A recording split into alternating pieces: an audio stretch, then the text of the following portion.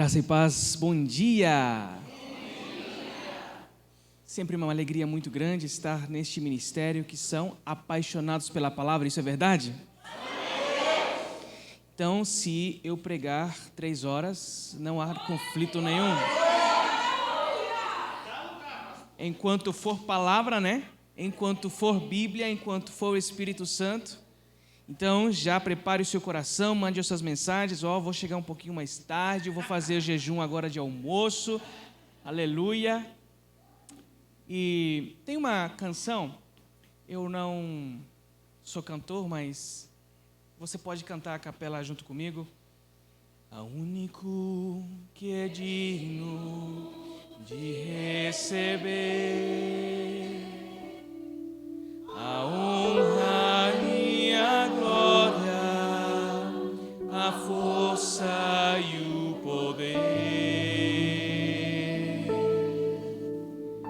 ao Rei eterno, imortal, invisível, mas real, a Ele ministramos o louvor.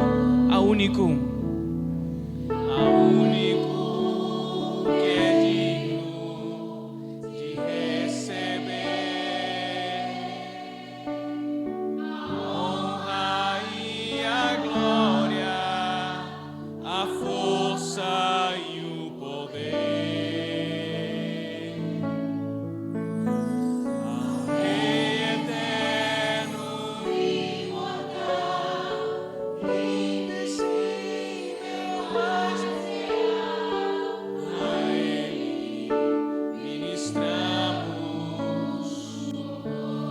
coroamos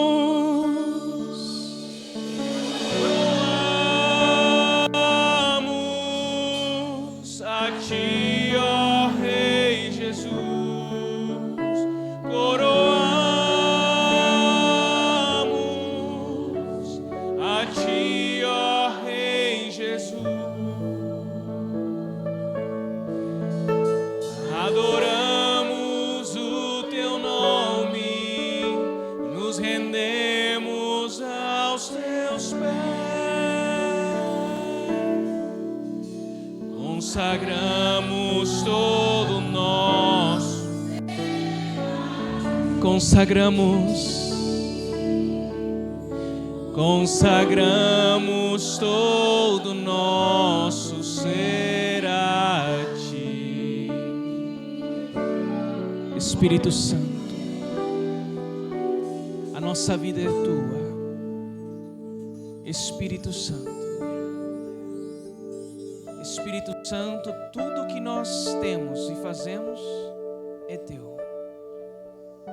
A nossa vida consagrada é a Ti.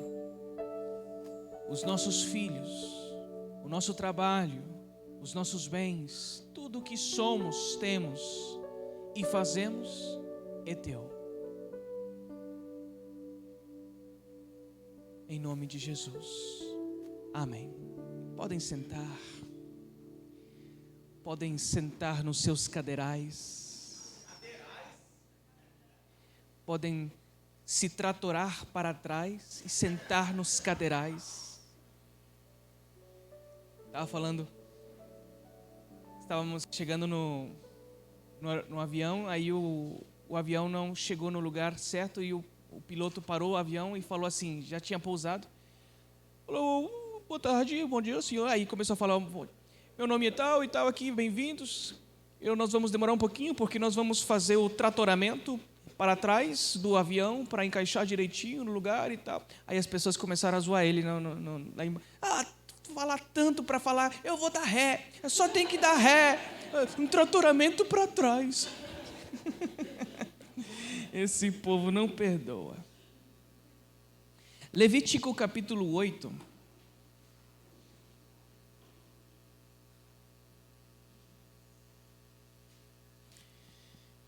Essa é uma passagem que eu considero uma passagem muito complicada. Mas, assim que explicada, ela é muito profunda, profética. E eu gostaria que você pudesse prestar atenção nos detalhes do texto. Tem uma linguagem diferente, tem uma linguagem um pouquinho fora do padrão, mas eu gostaria que você tivesse o coração disponível para aquilo que Deus quer falar na sua vida, em nome de Jesus. Eu vou ler o texto, você acompanha aí na sua Bíblia. Falou mais o Senhor a Moisés, dizendo, e antes que você pense, coloque nos seus pensamentos, mas ele vai ler o capítulo inteiro. Nós estamos na igreja, e na igreja nós estudamos a Bíblia e lemos a Bíblia. Então, se for 3 horas só de leitura bíblica, já está pago, né? Não, pastor.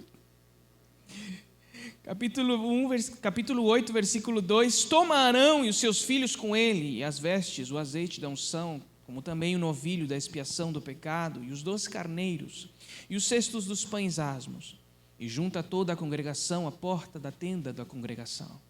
Fez, pois, Moisés como o Senhor lhe ordenara, e a congregação ajuntou-se à porta da tenda da congregação. Então disse à congregação, isto é o que o Senhor ordenou que se fizesse. E Moisés fez chegar a Arão e os seus filhos, e os lavou com água, e lhes vestiu a túnica, e cingiu-o com o cinto, e pôs sobre ele o manto. Também pôs sobre ele o éfode, e cingiu-o com o cinto lavrado do éfode, e o apertou com ele. Depois pôs-lhe o peitoral, pondo o peitoral Urim e Tumim, e pôs a mitra sobre a sua cabeça, e na mitra diante do seu rosto, pôs a lâmina de ouro, a coroa da santidade, com que o Senhor ordenara a Moisés. Então, versículo 10, Moisés tomou azeite de unção, ungiu o tabernáculo e tudo o que havia nele e o santificou. E ele espargiu 7 vezes sobre o altar e ungiu o altar e todos os seus vasos, como a pia, a sua base, e para santificá-los. Depois derramou o azeite da unção sobre a cabeça de Arão e ungiu para santificá-lo. Também Moisés fez chegar os filhos de Arão e vestiu-lhes a túnica. E cingiu-os com o cinto, apertou-lhes a tiaras, como o Senhor ordenara a Moisés. Então fez chegar o novilho da expiação do pecado. E Arão e seus filhos puseram as mãos sobre a cabeça do novilho e expiação do pecado. E o degolou, e Moisés tomou o sangue e pôs dele com o seu dedo sobre as pontas do altar em redor, e espiou o altar. Depois derramou o resto do sangue na base do altar e santificou para fazer expiação por ele. Versículo 16, depois tomou toda a gordura que está na fressura e rendendo do fígado e dos rins da gordura, Moisés os queimou sobre o altar. Mas o novilho, com o seu couro, a sua carne, o seu esterco, queimou com fogo fora do arraial, como o Senhor ordenara a Moisés. Versículo 18, depois fez chegar o carneiro do holocausto. E Arão e os seus filhos puseram as mãos sobre a cabeça do carneiro e o degolou. Moisés espargiu o sangue sobre o altar em redor. Partiu também o carneiro nos seus pedaços, e Moisés queimou a cabeça, os pedaços e a gordura. Porém, fressura e as pernas lavou com água. Moisés queimou todo o carneiro sobre o altar, holocausto de cheiro suave. Uma oferta queimada era ao Senhor, como o Senhor ordenara a Moisés. Versículo 22. Depois fez chegar outro carneiro, o carneiro da consagração. E Arão e seus filhos puseram as mãos sobre a cabeça do carneiro e o degolou. E Moisés tomou do seu sangue e pôs sobre a ponta da orelha direita de Arão, e sobre o polegar da mão direita, e sobre o polegar do pé direito. E também fez chegar os seus filhos, os filhos de Arão. Moisés pôs daquele sangue sobre a ponta da orelha direita deles, o polegar da sua mão direita e o polegar do seu pé direito. E Moisés espargiu o resto do sangue sobre o altar em redor. E tomou a gordura, a cauda e toda a gordura que está na fressura, e rendendo do fígado e ambos dos rins e a sua gordura, e a espádua direita. Também do cesto dos pães asmos que estava diante do Senhor. Tomou um bolo de asmo com um bolo de pão de azeite, azeitado, um coscorão, que é uma fritura, e pôs sobre a gordura sobre a espádua direita. E tudo isso pôs nas mãos de Arão. Versículo 28. Versículo 27. E tudo isso pôs na mão de Arão e nas mãos dos seus filhos e os moveu por oferta de movimento perante o Senhor. Depois, Moisés tomou das suas mãos, os queimou no altar sobre o holocausto, e os queimou, e foram uma oferta de consagração, por cheiro suave, oferta queimada ao Senhor. E tomou Moisés o peito e moveu é mover, movimento mesmo, por oferta de movimento perante o Senhor, aquela foi porção de Moisés, do carneiro da consagração, como o Senhor ordenara. Tomou Moisés também do azeite da unção e do sangue que estava sobre o altar, e espargiu sobre Arão, sobre as suas vestes, e sobre os seus filhos, e sobre as vestes dos seus filhos. Com ele santificou Arão, as suas vestes dos seus filhos, as vestes dos seus filhos com ele. E Moisés disse a Arão e a seus filhos: cozei a carne diante da porta da tenda da congregação, e ali comei com o pão que está no cesto da consagração, como tenho ordenado, dizendo: Arão e seus filhos comerão. Versículo 32, mas o que sobrar, o que for demais, o que sobejar da carne e do pão, queimarás com fogo. Também da porta da tenda da congregação não saireis por 7 dias, até o dia em que se cumprirem os dias da vossa consagração, porquanto 7 dias o Senhor vos consagrará. Como se fez neste dia, assim o Senhor ordenou que se fizesse, para fazer expiação por vós. Ficareis, pois, à porta da tenda da congregação dia e noite, por 7 dias, e fareis a guarda do Senhor, para que não morrais, porque assim foi-me ordenado. E Arão e seus filhos fizeram todas as coisas que o Senhor ordenara pela mão de Moisés. Alderi, que texto complicado. Eu vou trazer um resumo. Olhe na sua Bíblia, olhe no seu texto, folheie na sua Bíblia, que com aquilo que eu vou falar aqui agora no início vai ficar bem mais fácil. No versículo 2 diz assim: toma Arão os seus filhos com ele as vestes, o azeite da unção, o novilho, o primeiro animal que entra em cena, 2 carneiros e os pães. Então todo o capítulo trata-se deste momento. Algo que Deus vai fazer com Arão, com seus filhos, e aí vai ser ungido com azeite. Entra em cena um novilho, como se, imagine a noiva chegando e todo mundo, está chegando a noiva, fica em pé. Naquele momento, então, entra em cena o novilho. O novilho é para perdão de pecados. Depois, outros 2 animais. A gente olha na sua Bíblia, por favor, versículo 14. Então fez chegar o novilho da expiação. Fez chegar, é um momento emocionante, um momento sagrado. O povo estava lá esperando: cadê o novilho? Cadê o novilho? Está chegando. Então chega o novilho. Este novilho é Jesus, que ele faz a expiação, a limpeza dos pecados. E então, versículo 18, fez chegar agora o carneiro do holocausto. O novilho cumpriu a sua função.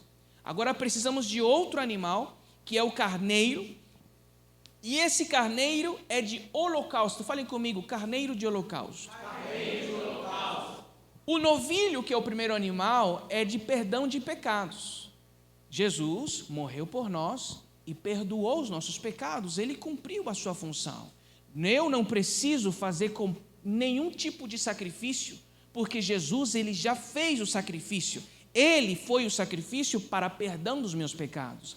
Agora, existem coisas que Deus vai pedir de mim, que é holocausto. O que é holocausto? Uma oferta agradável. Eu não estou falando somente a questão do dinheiro, e sim uma vida de adoração, uma vida em que agrade a Deus. Então, neste momento, o carneiro, ele está entrando, porque é o carneiro que vai trazer cheiro suave a Deus. E lá na frente, no versículo 22, e diz: fez chegar o outro carneiro, que é o da consagração. Agora, Jesus já morreu por você e não tem nada a ver com a sua vida de adoração. Ele já fez o seu papel. E não pense que o fato de Jesus ter morrido na cruz já te torna em adorador. Não pense que o fato de Jesus ter morrido na cruz já te torna em pessoa consagrada. Isso é algo que você precisa oferecer a Deus. Você precisa entregar a Deus uma vida de adoração e uma vida de consagração.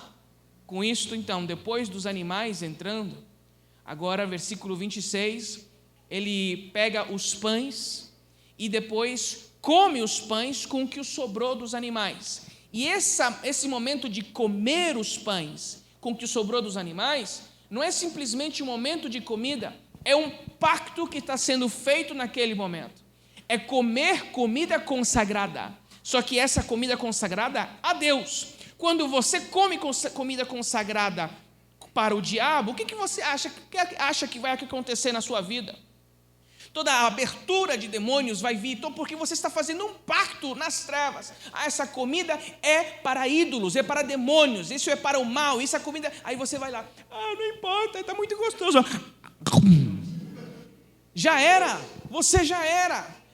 É que eu não eu não acredito que era assim, não tem nada a ver, você já era. As maldições, pactos que você naquele momento está aceitando, você está assinando um contrato que o diabo colocou lá para você. Tipo quando a famosa Úrsula fez com Ariel lá no desenho, se você lembra. Faz assim aqui, o que você tem que fazer? Só comer daquela comida consagrada. E você aceita os pactos e os tratados que estão ali. Agora, se existe isso no mundo das trevas, existe isso mais poderoso ainda no mundo de Deus. O fato de você comer do pão e do vinho na presença de Deus, você está concordando com a aliança e com o pacto que Jesus fez conosco. Então, comer este pão, comer e o que sobrou do carneiro, da consagração e do holocausto, é o momento de você dizer: eu topo assinar o contrato. Aleluia! E depois tem um movimento. O que é movimento? Eles faziam assim, porque eles estão oferecendo. Isso aqui, estou movendo, eu estou mexendo. Deus, isso aqui é para você. E depois, o Moisés pede para eles ficarem no templo por 7 dias. E sobre este capítulo, eu quero marcar algumas coisas, eu vou terminar de explicar os textos. Mas no capítulo 8, versículo 2, vai falar: toma, pois, Arão. Arão é a pessoa que Deus está chamando. E Arão vai ser você. Toma, pois, o Ivanilson.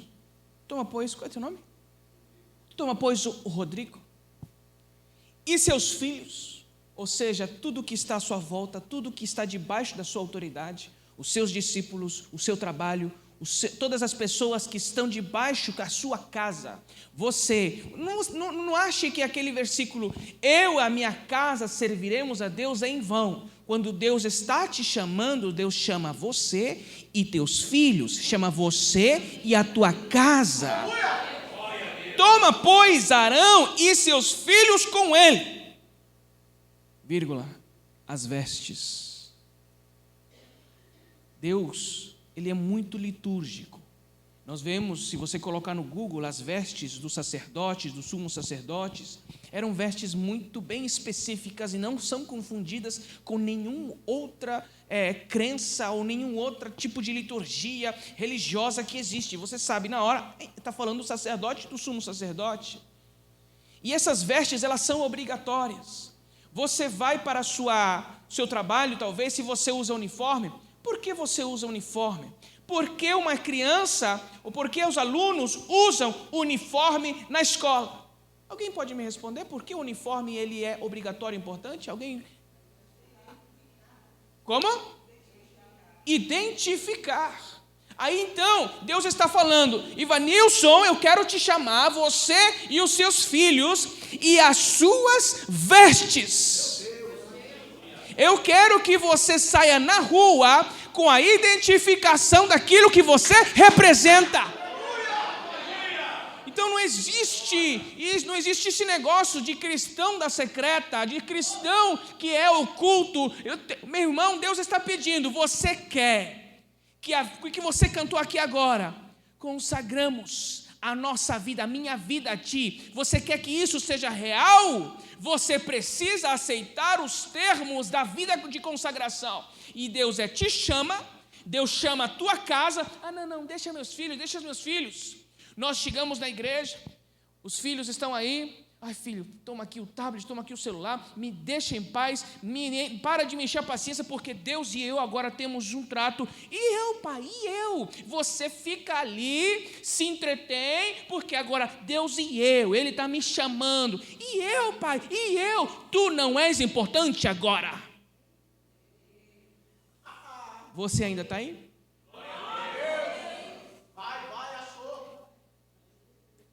Nós congregamos em uma igreja, a minha esposa e eu, temos o nosso pastor, temos o nosso ministério, e quando não tinha atividade para crianças, a minha filha estava lá e ficava brincando durante o culto, num lugar à parte, porque não tinha uma atividade para ela não entendia, porque era um momento de 1h10 de palavra, nós gostamos lá de palavra mesmo, e a linguagem assim bem extensa. Eu falei, filha, fica em paz, fica tranquila, pode ir lá brincar. Só que domingo, nossos cultos era sábado, domingo, a Janete e eu íamos para uma igreja onde tinha salinha só para que ela pudesse receber a ministração. A linguagem dela, fazer isso fora em casa, senta aqui. Vamos lá, vamos estudar essa história, vamos fazer isto, dedicar também a eles, por quê? Porque Deus chama você e Deus chama a sua casa. E Deus chama que você e a sua casa estejam uniformizados. Qual é o uniforme que você está usando na sua vizinhança? Qual é o uniforme que os seus vizinhos têm visto sobre você e os seus filhos? Se o pastor chegar na sua casa e gritar assim, e aí, tem crente aqui? Aí, cala, pastor, fala baixo. Que ninguém sabe que eu sou crente. E aí? Como que está o uniforme da sua vida? Como que está o uniforme da vida dos seus filhos? O nosso filho, nós estamos orando, esperando este momento especial, mas sem cobrar, sem exigir, como se fosse alguém que vai ter o seu encontro especial com Deus, ele, não simplesmente porque é a fé dos pais.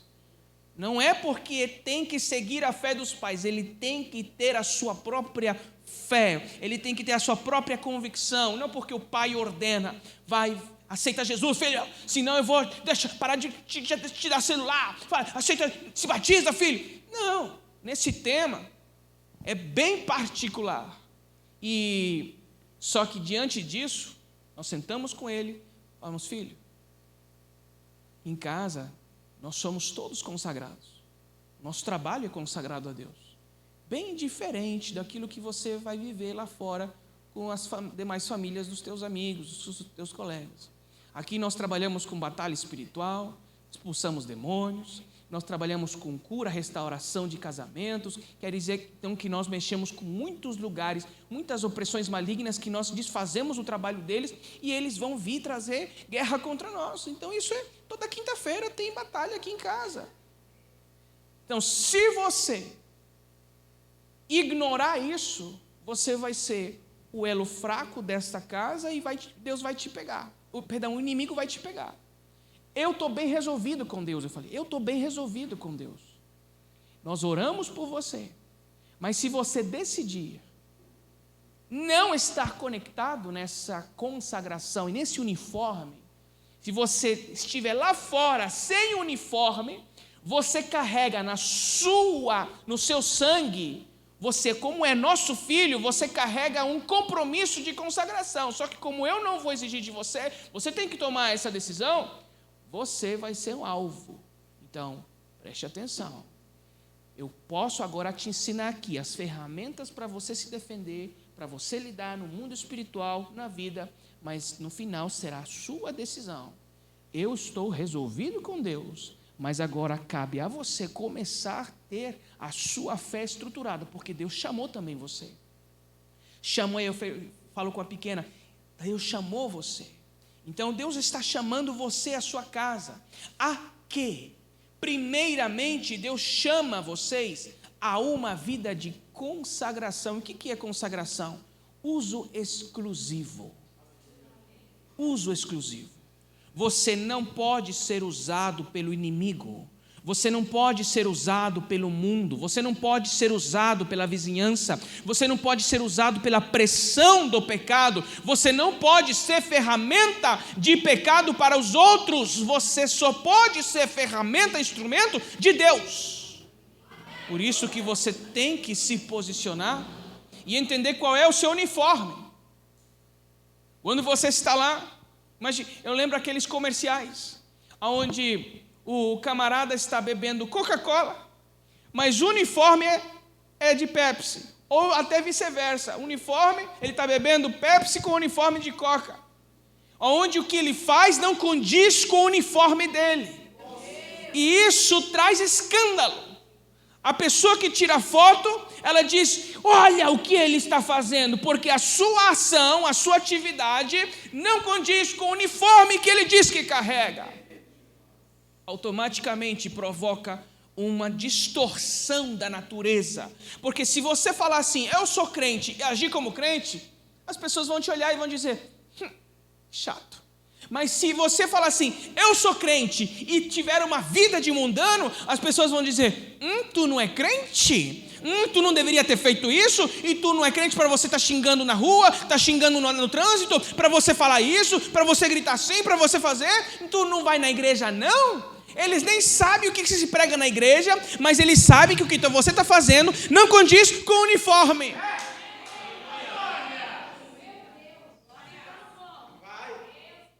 Tá ainda?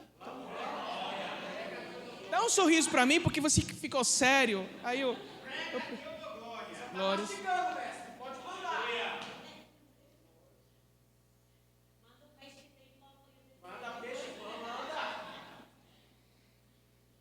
Deus então chama você, chama os seus filhos, e Ele pede as vestes, e Ele, o azeite da unção.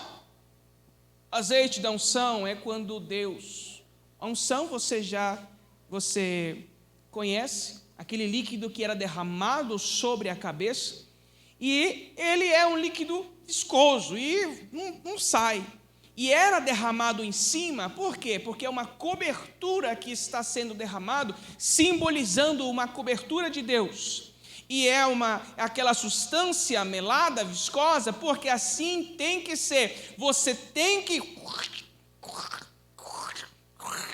A pessoa te toca, já fica melado. A pessoa está lá, a pessoa te abraça, você diz, ai, que é isso? Porque Deus está contigo. Onde que você chega,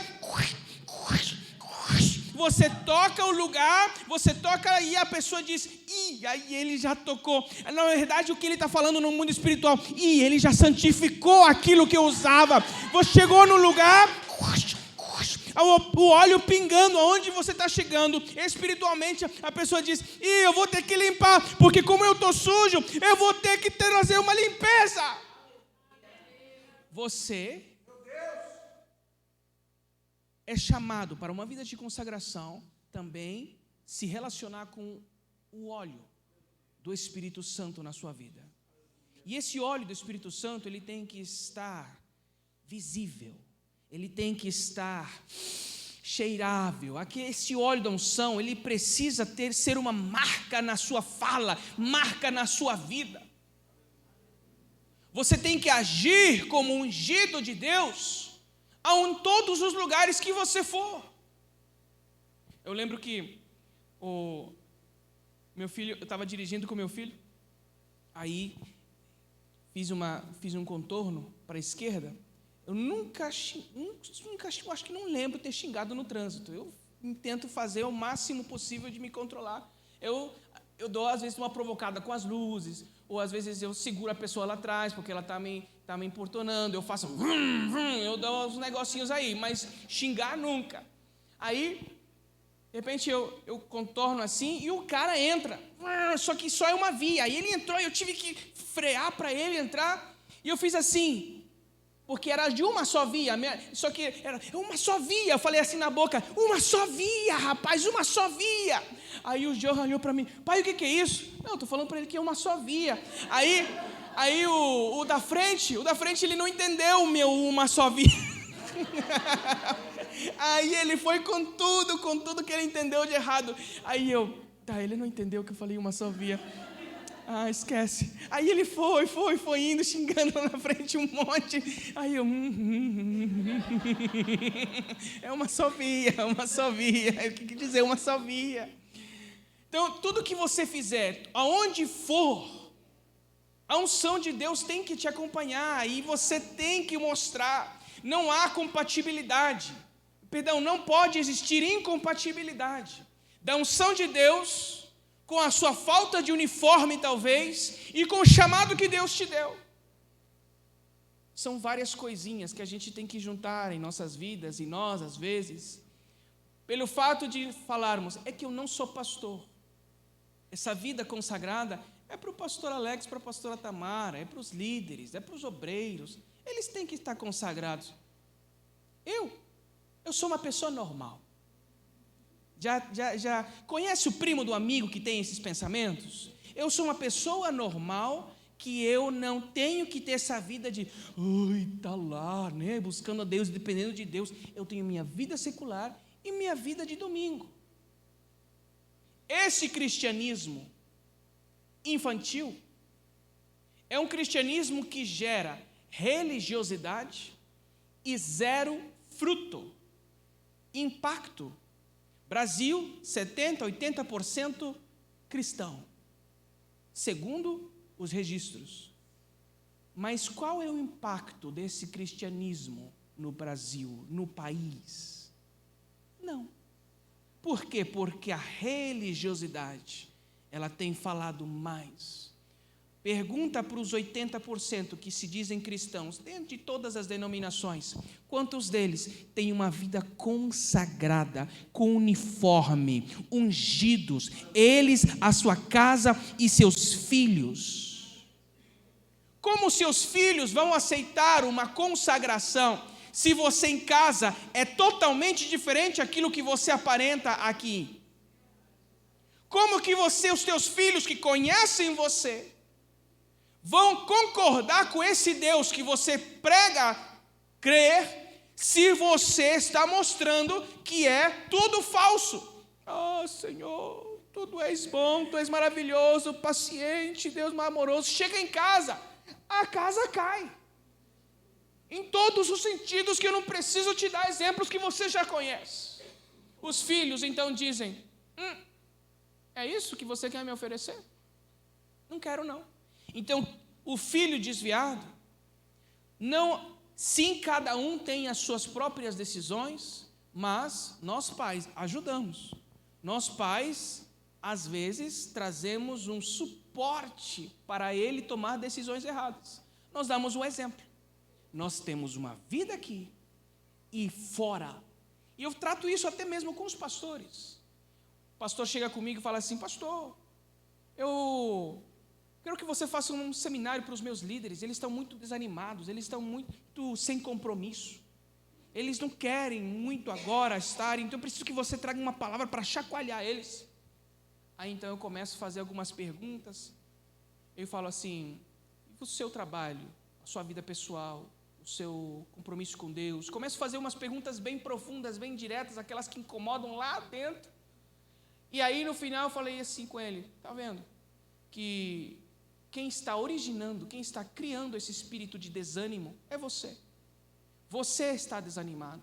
Você não tem compromisso com o seu chamado. Você não tem compromisso com o cristianismo na sua casa. Você é o pastor, o presidente da igreja.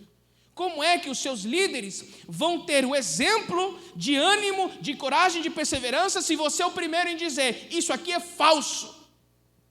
Vocês pais, nós pais, temos que ser os primeiros. Deus está nos chamando, filho. Posição, uniforme. Primeiro em usar o uniforme. Os primeiros em mostrar que está aqui, é assim que se ora, é assim que se faz. Lá em casa, às vezes, o pau quebra mesmo. Janete, leoa, eu leão, dois leões juntos, um ruge, outro ruge mais forte, outro ruge mais forte. De vez em quando sai para tudo que é lado. Mas no final, filhos, foi errado o que a gente fez. Não é normal, não é natural. Nos perdoa. Nós queremos melhorar a cada dia. Isso faz uma diferença muito grande, em reconhecer, isso é errado, estamos trabalhando nisso. E é escorregão, não é estilo de vida, não é todos os dias, não é algo repetitivo, porque isso não pode provocar os nossos filhos a terem um exemplo de que o que nós pregamos, o que nós falamos que fazemos aqui é falso. Chama você, seus filhos, suas vestes, a unção, vírgula, também o novilho. O novilho é Jesus, como eu disse para você. Jesus, então, ele precisa ser pregado, ele precisa estar presente na sua vida, precisa estar presente em todas as suas ações. Você é representante de Cristo, o uniforme é de Cristo.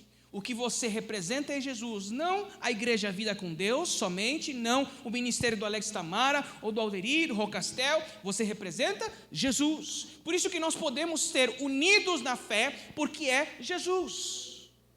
Aí você vai conversar com um católico talvez, e ele vai dizer assim, porque eu sou cristão. Aí você fala assim, você não é cristão, você não vai ser salvo. Aí quem vai ser salvo sou eu. Aí então, mas eu acredito em Jesus. Sim, eu também, mas você tem imagens e você tem pecados escondidos.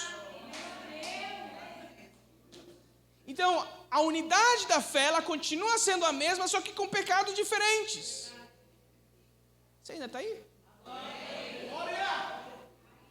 É Jesus o nosso uniforme. Jesus, enquanto é Jesus, agora eu posso falar tranquilamente e abertamente, quem pregar, se você estiver na internet ou estiver conhecendo alguém que lhe falar de repente, Jesus não é Deus, ele foi só um profeta, saia desse campo, porque isso não é Jesus morrendo por você na cruz, isso é simplesmente um ataque do inimigo para destruir o evangelho. Então, fique aonde Jesus é o Senhor. Ele morreu por nós, morreu pelos nossos pecados, ele ressuscitou, perfeito. Mas eu acredito que a salvação se perde. A salvação não se perde. Meu irmão, fique em paz. A gente pode ter um churrasco junto mesmo, conversar sobre isso, mas fique em paz. Mas se você ousa ir contra de Jesus, não. Aí a casa caiu, aí um negócio diferente, aí não mexe no meu Jesus. É porque o teu Jesus, porque agora a nova moda, porque agora vamos reescrever a Bíblia, porque agora um monte de coisa, porque agora é tudo isso aqui, discurso de ódio. Ele não mexe com o meu Jesus, porque é meu uniforme.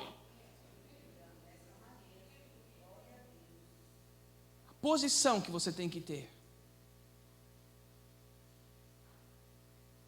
E aqui, versículo 18, depois fez chegar o carneiro do holocausto, porque chegam os 2 carneiros. Fez chegar o carneiro do holocausto, Arão e seus filhos puseram as mãos sobre a cabeça do carneiro, degolou.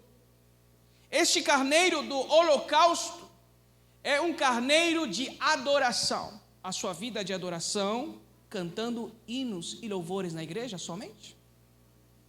O que seria uma vida de adoração? Você ter em casa uma playlist bem bacana, com uma caixa de som top e ficar tocando louvores o dia inteiro? Também não. Uma vida de adoração, primeiro precisamos entender o que é adoração.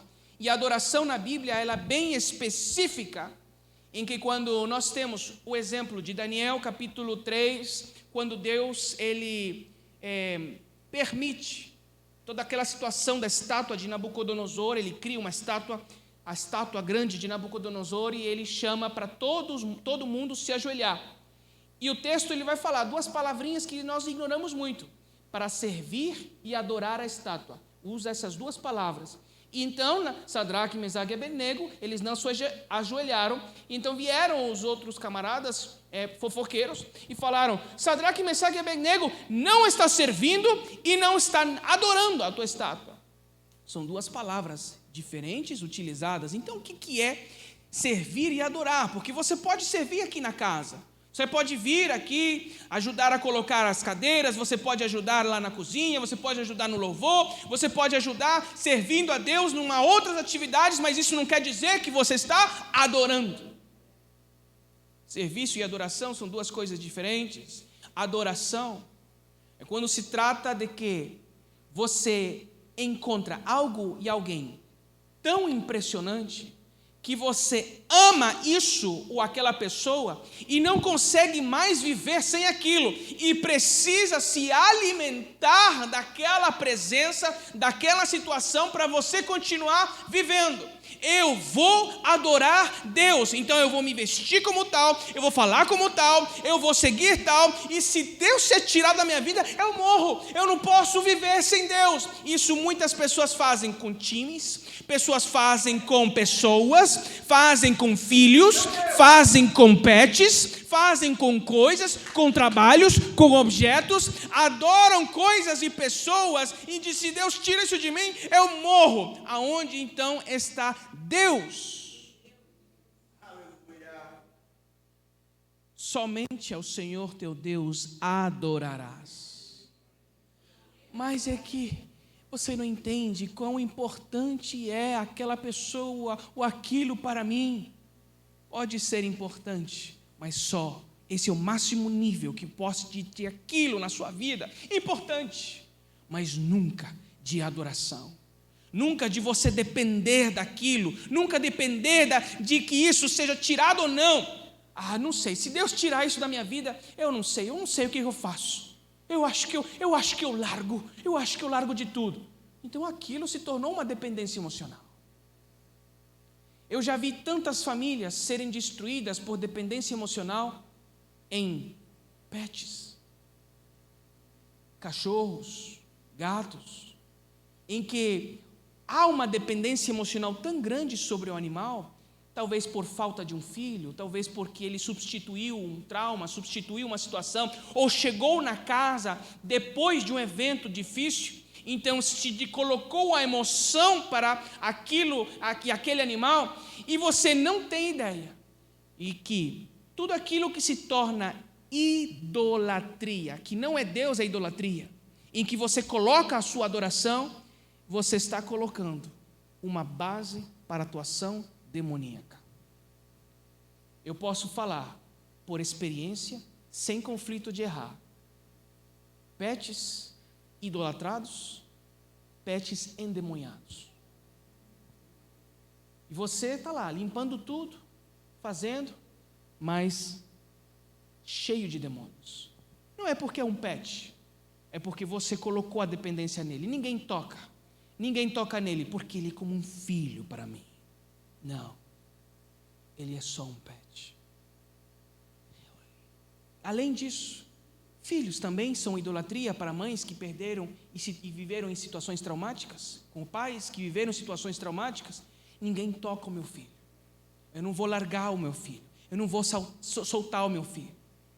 Eu lembro, teve um exemplo de um jogador recentemente, que ele se divorciou, e a esposa pediu a pensão, só que perdeu na justiça porque ele não tinha nada no seu nome. Ele tinha tudo no nome da mãe. Aí eu falo assim, ok, ela poderia ter pisado na bola no que for na história, mas estar casado com um menino, e aí história, você vai lendo mais a história, ele pedia toda a permissão à mãe para fazer qualquer coisa. Mãe, eu posso fazer aquilo, mãe, eu posso fazer aquilo outro. Casado, mãe, minha mãe, o cordão umbilical tão forte que aquele cordão umbilical virou uma possessão demoníaca, uma situação, opressão demoníaca tão grande, destruiu o casamento. Mas meu filho, seu filho precisa ter as suas experiências. O pai do filho pródigo foi morto pelo filho. Vou falar de novo. O pai do filho pródigo foi morto pelo seu próprio filho. Alderino, é isso que diz o texto? Quando o filho pede herança para o pai, o que ele está querendo dizer? E aí o pai fez o quê? Tá bom, te dou. Quando ele volta, o pai solta uma frase muito poderosa: o meu filho que era morto reviveu. Quando o filho mata o pai, O que acontece realmente é que o filho está morrendo. Ele precisa ter o seu encontro. Ele precisa morrer ao velho homem. Ele precisa lá com os porcos, comendo comida de porcos, dizer assim: e caindo em si, e disse: eu voltarei à casa do meu pai. O que nós pais temos que sempre fazer é deixar a porta aberta. Deixar uma muda de roupa para o filho, porque ele vai voltar. Deixar um anel de autoridade para o filho, porque ele continua sendo filho. Ele vai voltar. Mas filhos, pais, não coloquem idolatria nos seus filhos. Não coloquem idolatria em coisas, objetos, casas, carros, trabalhos. Ai, se Deus tirar isso de mim, eu não sei o que eu faço. Deus é suficiente na sua vida. Você e Deus são suficientes. Você e Deus são suficientes. Carneiro do holocausto. A tua oração somente a Deus. E por último, diz o texto, depois fez chegar o outro carneiro. O carneiro, versículo 22. Depois fez chegar o outro carneiro, o carneiro da consagração.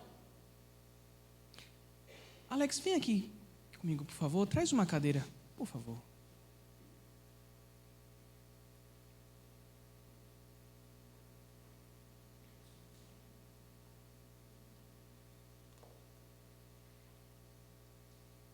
Tira o sapato ali. Diz o texto: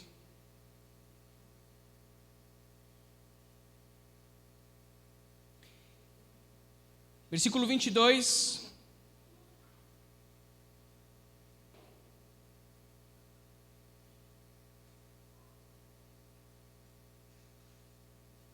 Fez chegar outro carneiro, o carneiro da consagração. Arão e seus filhos puseram as mãos sobre a cabeça do carneiro e o degolou, e Moisés tomou do seu sangue e pôs aonde? São 3 lugares que ele colocou. Ponta da orelha direita. Onde que mais? O polegar da mão direita. E onde mais? O polegar do pé direito. Então vou fazer uma pequena representação aqui.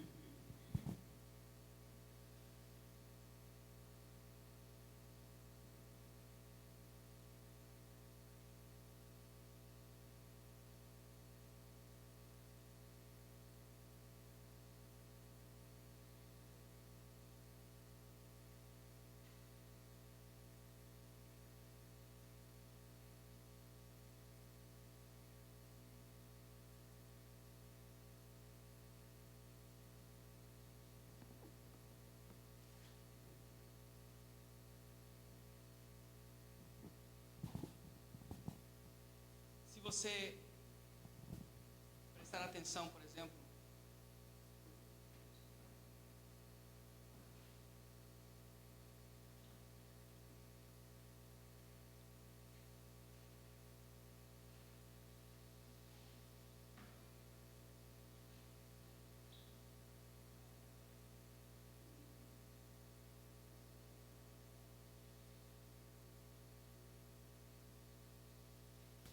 são 3 lugares. Fale comigo. Orelha direita? Orelha direita. Polegar direito? Polegar direito. Pé, polegar direito. Pé, polegar direito. Ok. São 3 lugares bem específicos que eles vão representar 3 áreas da nossa vida. Orelha. O que ele faz para usar este membro, isso aqui da vida dele? O que ele faz? Mas aqui o sangue desse carneiro, ele está aqui. O sangue está aqui. E a informação, ela está fora. Se a informação, ao entrar no ouvido, o que ela vai, a informação, com quem ela vai se topar? Ou seja, o sangue aqui na ponta da orelha é um filtro. Tudo que ele ouvir precisa estar consagrado. Você não presta, Alex. Você é fraco demais, Alex. Você não tem capacidade, Alex. Ó, ele está marcado. As falas que ele possa receber de fora não condizem com aquilo que a marca lembra. Ele está marcado. Aquilo é fala de loucos. É só ignorar. Vem o inimigo e vai lançar setas. Você vai desistir. Eu vou te vencer. Mas ele está marcado. Ele está marcado. Coloque a sua mão na sua ponta da sua orelha e fale assim: Deus, eu estou marcado. Os meus ouvidos estão consagrados. O sangue da consagração está nos meus ouvidos. O meu ouvido é teu. Não vou permitir que nada de ruim entre. Eu escutarei somente a tua voz. Escutarei somente aquilo que for compatível com o sangue da consagração.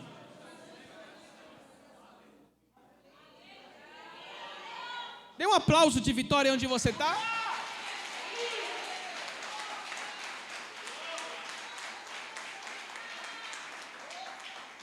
Agora,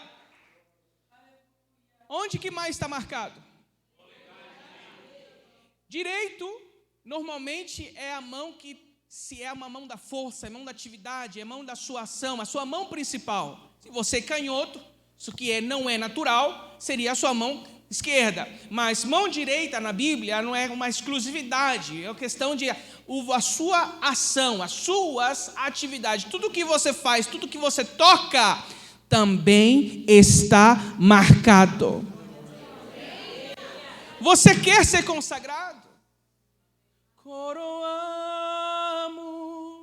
a ti, ó Rei Jesus. Coroamos a ti, ó Rei Jesus. Adoramos o teu nome, nos rendemos aos teus pés. Consagramos todo o nosso ser a ti. Esta frase, consagramos todo o nosso ser a ti, não pode ser de boca para fora. Os teus ouvidos precisam estar consagrados. As tuas mãos precisam estar consagradas. O que você fizer precisa estar consagrado. O que você tocar precisa estar consagrado. O que você construir com a sua mão precisa estar consagrado, porque lá tem uma marca. Quando você for tocar algo que é impuro, imagina que isso aqui é uma impureza, que é a proximidade, é oferecida a você. Não, meu amigo, aqui está marcado. Isso aqui não pode, porque está marcado.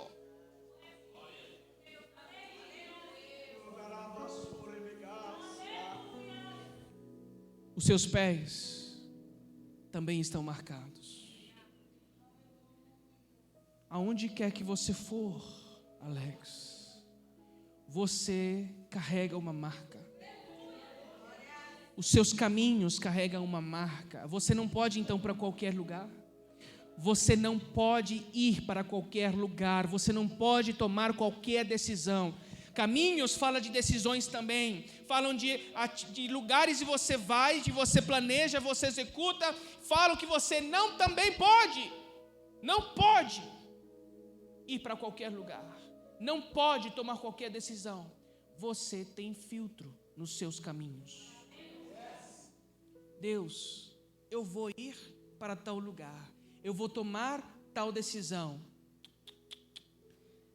Você está marcado nos seus pés. E eu pergunto para você, qual é a primeira marca que você enxerga de forma direta no pastor Alex? Na hora é chamada atenção na sua orelha. Por isso que as pessoas, elas quando cheguem a você, elas vão querer falar mal com você, vão querer escarnecer com você, mas elas vão te olhar. Não, com você não posso falar. Não pode falar mesmo, não. Mas você... Não, esquece. Porque eles enxergaram que você tem um filtro. Esse filtro você tem que marcar que existe. Por que as pessoas têm tanta confiança em falar coisas ruins dos outros para você? Por que as pessoas elas têm tanta liberdade de ter o teu nome como destino de fofocas? Por quê? Elas precisam entender que você não é destino de fofocas. Mas eu vou ficar sem saber.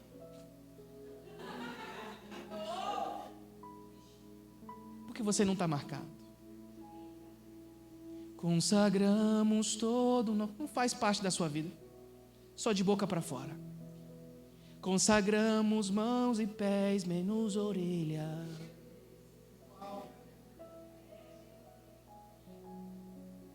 Você enxerga a marca de sangue na mão do pastor Alex? Não? Sim ou não? Agora sim? Enxerga? Não. Mas quem são as pessoas que vão enxergar essa marca? Toda pessoa com quem ele se aproximar e ver. Aqui todo mundo. Esse é o público.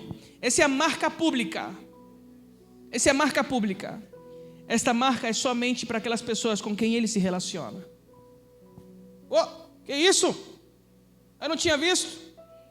Fala assim, eu estou marcado. Essa marca é de quê? É o sangue. Representa o quê?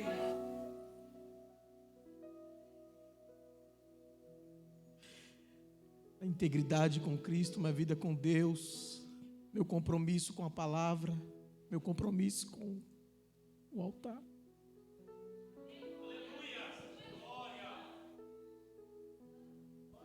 Esta marca é vista das pessoas com quem ele toca, ele se relaciona. Ninguém mais vai saber que ele está marcado na sua mão, a não ser você se aproximar a ele. Você enxerga a marca dos seus pés? Quem são as pessoas que vão enxergar a marca dos pés? A Tamara, o Azarf, as pessoas de extrema intimidade. Ou seja, ele é marcado no público, pessoas de relacionamento e pessoas de extrema intimidade. Os 3 níveis na sua marca pessoas que precisam conhecer que você é marcado, você é consagrado. Consagramos todo o nosso ser a ti. Coroamos, fique de pé, a ti, ó Rei Jesus, coroamos, a ti, ó Rei Jesus. Pausa. Como você vai coroar Jesus se ele já é coroado? A forma em que você coroa ele é a forma em que você vai adorar ele. Como que você prova? Você passa pelo primeiro carneiro, o carneiro do holocausto. Ele já fez o papel, você não pode fazer melhor do que ele, mas você pode agora mostrar com a sua vida de adoração. E como que você prova que você adora? Você se deixe ser marcado. Deixe Deus te marcar. Então você vai coroar Jesus com a sua vida de consagração.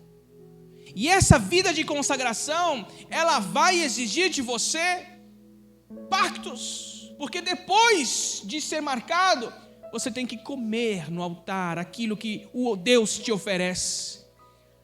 Quando você coloca porque não é um negócio assim.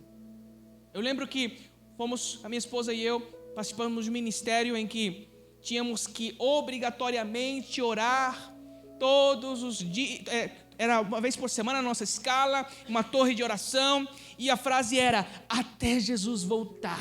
E a gente fala assim, meu Deus, é um compromisso muito grande. Uai, você... Aí se eu te falar assim, você tem que ser santo até Jesus voltar, você diz, nossa, é muito grande. Ué, mas esse não é o natural? Esse não é o normal? Mas quando te coloca em formato de pacto, você já pensa, opa, deixa eu analisar direitinho, porque eu não sei se eu vou cumprir. Então a consagração, ela depois vem com uma assinatura embaixo. Você tem que comer daquilo que é o pacto oferecido a você. E depois disso, diz o texto, você tem que ficar no templo 7 dias, dia e noite, para você não morrer. Eu vou falar o seguinte, Deus está pedindo para eles ficarem no templo para não morrerem. Isso nos ensina o quê? Deus não te livra da morte. Ele não te livra da morte. Ele não te livra dos males que estão lá fora. Ele só te dá as ferramentas. Ele te dá as instruções. Ele te dá a preparação. Ele te dá o uniforme. Ele te dá a unção. Ele te dá tudo o que você precisa para você superar a morte que vai vir. A morte vai vir. Mas se você meditar na minha lei, for consagrado, marcado, você fizer o pacto, você viver uma vida de consagração, vida com Deus, você não vai morrer. E assim Arão e seus filhos fizeram. Quantos querem ser marcados por Deus? Amor, vem aqui comigo, por favor. Se você quer ser marcado por Deus de uma maneira, Deus, eu quero fazer este momento, lembrar na minha vida, eu quero marca. Vem aqui na frente. Eu quero essa marca. Eu quero nos meus ouvidos um filtro. Eu quero nas minhas mãos um filtro. Eu quero nos meus pés um filtro. Eu quero essa marca, que as pessoas saibam da minha marca, que os meus íntimos saibam da minha marca, que as pessoas com quem eu me relaciono saibam dessa marca. Coroamos a ti, ó